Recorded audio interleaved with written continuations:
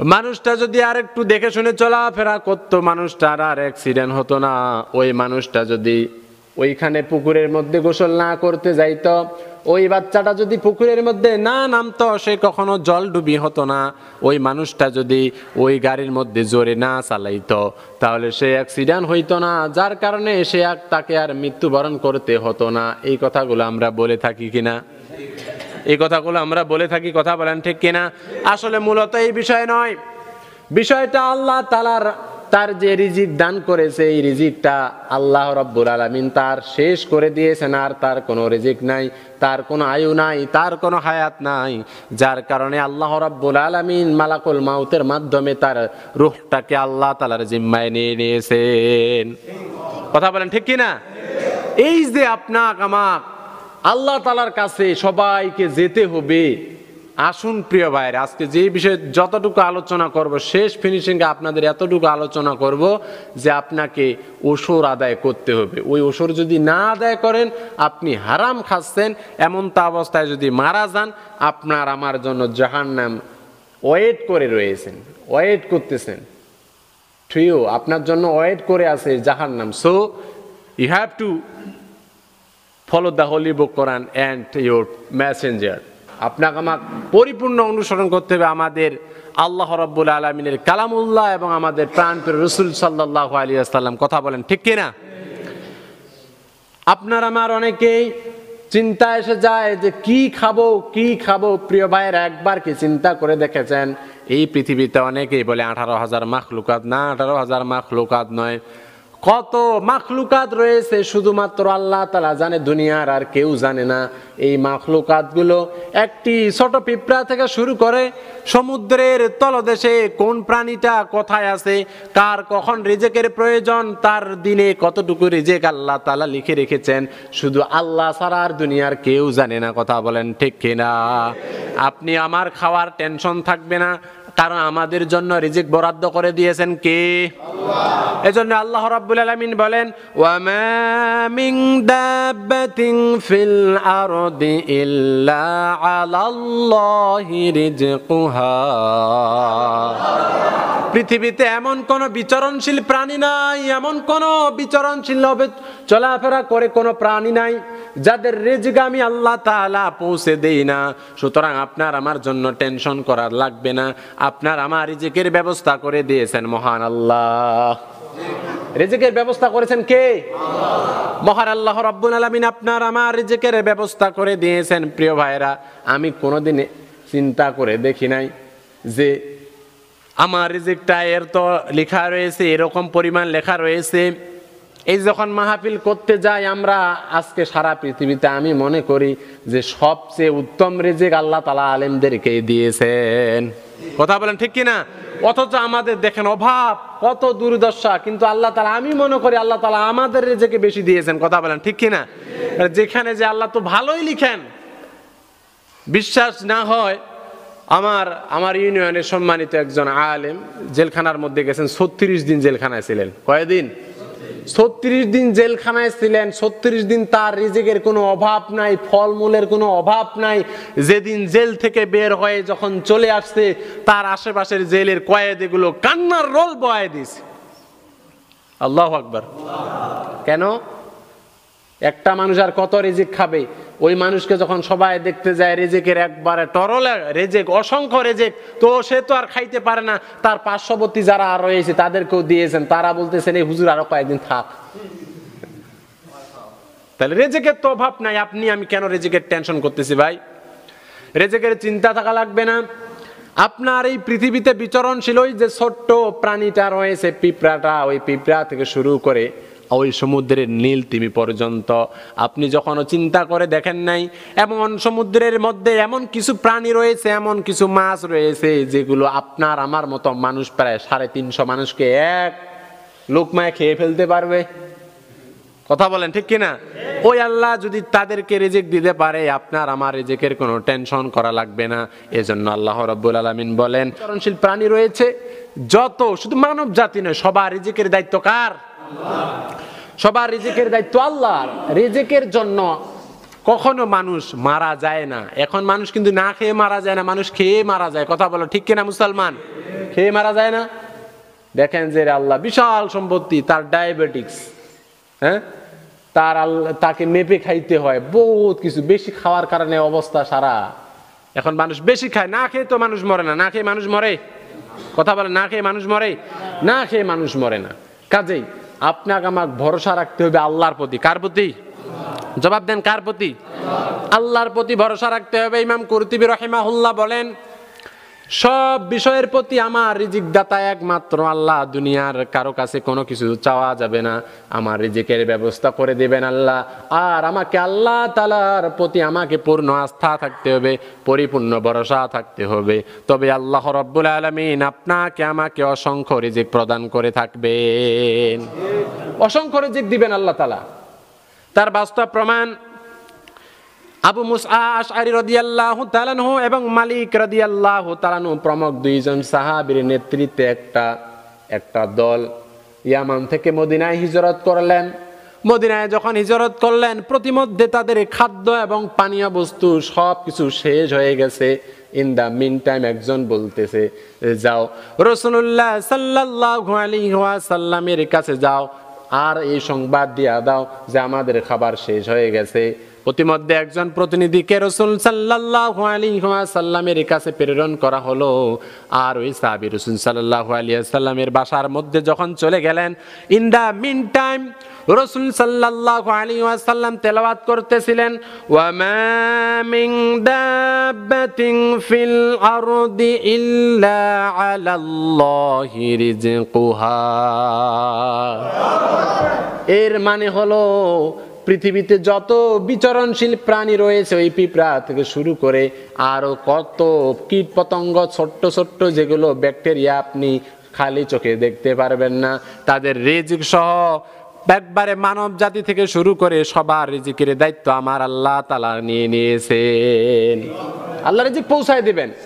In the mean time সে চিন্তা করে দেখলো যে রাসূল সাল্লাল্লাহু আলাইহি ওয়াসাল্লাম এটা তেলাওয়াত করতেছে, তাহলে আমি একটা আজকে পরীক্ষা করব, আমি রাসূল সাল্লাল্লাহু আলাইহি ওয়াসাল্লামের কাছে কোনো খাবার চাইব না। সে না চেয়ে তার গোত্রের মধ্যে সে আবার ফিরে গেল।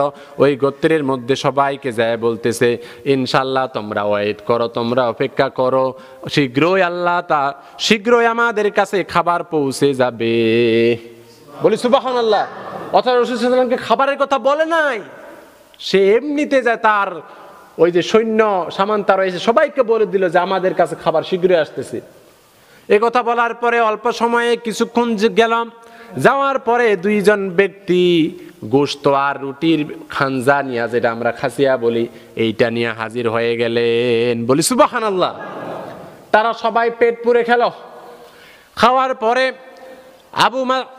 তাদের মধ্যে যে দলপতি ছিল তিনি বললেন, এত অতিরিক্ত খাবার আমরা খেতে পারবো না, যাও রাসূল সাল্লাল্লাহু আলাইহি ওয়াসাল্লামকে এই খাবারগুলো যায় ফিরিয়ে দিয়ে আসো।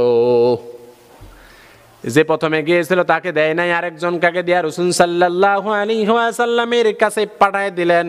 পাঠায় দেওয়ার পরে রাসূল সাল্লাল্লাহু আলাইহি ওয়াসাল্লামকে বললেন, আপনি যে খাবার পাঠাইছেন ওগুলো খাওয়ার পরে আমাদের এই খাবারগুলো অবশিষ্ট রয়েছে, বাকি খাবারগুলো আপনি গ্রহণ করুন। বলি সুবহানাল্লাহ।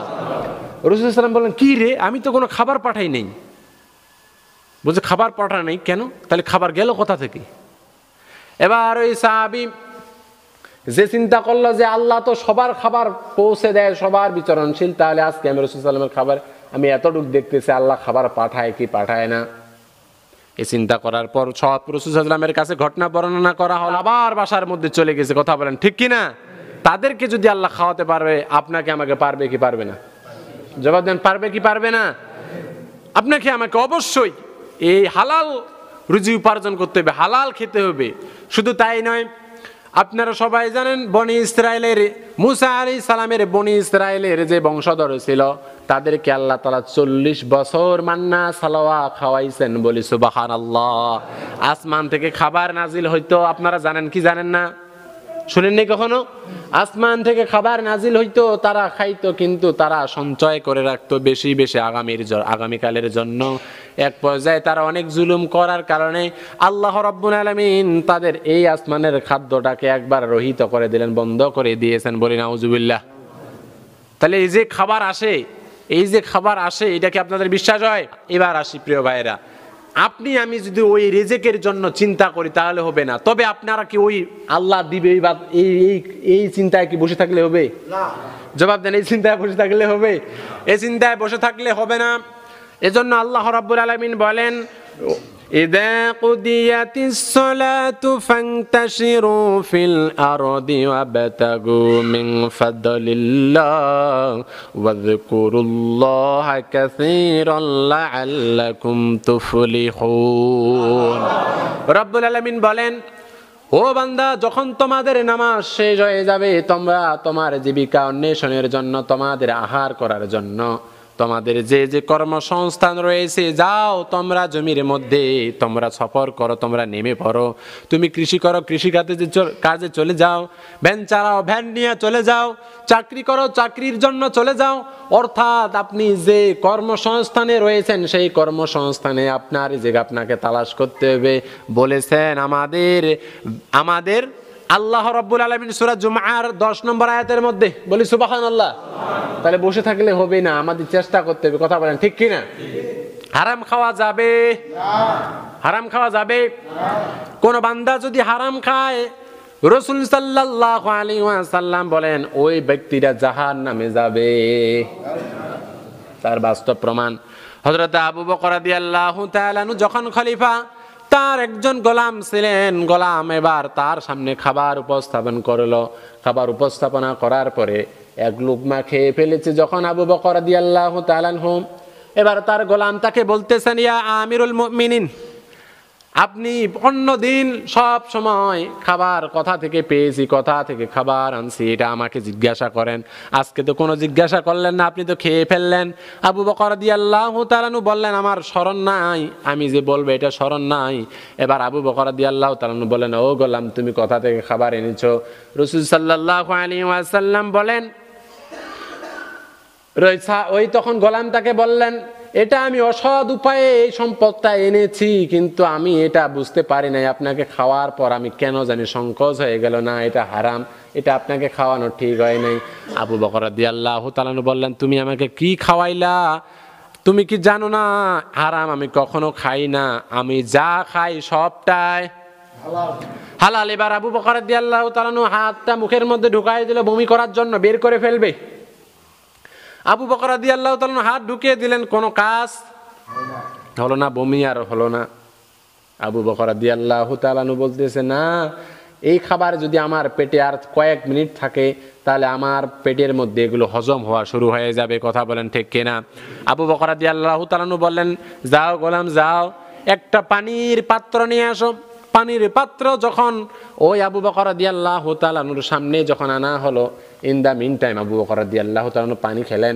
পানি খাওয়ার পরে তার হাতটা অনেকটাই ভিতরে ঢুকিয়ে দিলে বমি করে সমস্ত খাবারগুলো সে বের করে দিল। বলি সুবহানাল্লাহ। এবার গোলাম তাকে জিজ্ঞাসা করলেন, ইয়া আমিরুল মুমিনিন, আপনি খাবারটা তো খেয়ে ফেলেছেন, এটা তো আপনি তওবা করলেও তো পারতেন, আপনি কেন আপনি এগুলো বের করে ফেললেন? আবু বকর রাদিয়াল্লাহু তাআলা আনহু বলেন, শোনো শোনো, আমার রাসূল সাল্লাল্লাহু আলাইহি ওয়াসাল্লাম কি বলেছেন, শোনো শোনো। রাসূল সাল্লাল্লাহু আলাইহি ওয়াসাল্লাম বলেছেন, লা ইয়াদখুলুল জান্নাতা লাহমুন নাবাতা মিনাত তাহতি ওয়া কুল্লু লাহমিন নাবাতা মিনাস সুহি কানাত নারু ওলা বিহি। রাসূল সাল্লাল্লাহু আলাইহি ওয়াসাল্লাম বলেন, হারাম উপায়ে যদি কোন বান্দা হারাম সম্পদের মাধ্যমে যদি সে জীবনটা পরিচালনা করে, সে যদি সে খাদ্য খায়, ওই খাদ্য খাওয়ার পরে যদি ওই খাদ্য থেকে তার শরীরে যদি গোশত বাড়ে, তার শরীরে যদি রক্ত বাড়ে, তার শরীরে যদি চর্বি বাড়ে, আল্লাহ তাআলা ওই গোশত, ওই চর্বিকে, ওই রক্তকে জাহান্নামের মধ্যে দিয়ে দিবে। তাহলে ওই রক্ত যদি চর্বি, ওই গোশত যদি জাহান্নামের মধ্যে যায়, ওইটা আমার শরীরের অংশ, যার কারণে আমি সব কিছু বেরিয়ে ফেলেছি, আমি হারাম খাই নাই। রাসূল সাল্লাল্লাহু আলাইহি ওয়াসাল্লামের কথা মিথ্যা হতে পারে? তাহলে দেখেন, একটু হারাম পেটের মধ্যে চলে গেছে, তারা বমি করে ফেলছে। কথা বলো ঠিক কিনা মুসলমান?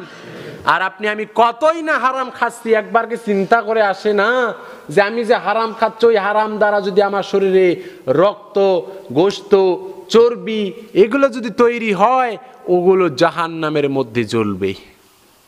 কোথায় জ্বলবে? জাহান্নামের মধ্যে জ্বলবে। কাজেই আমরা তো জাহান্নামে যাওয়ার জন্য এই পৃথিবীতে আসি নাই, আমরা পরীক্ষা দিয়ে আল্লাহ রাব্বুল আলামিনের কাছে জান্নাত পাওয়ার জন্য ইবাদত করি। কথা বলো ঠিক কিনা মুসলমান? ঠিক না? এবার আসি প্রিয় ভাইরা, আমরা যা খাচ্ছি তা কি হালাল না হারাম, এই কথা বলে শেষ করে দেব।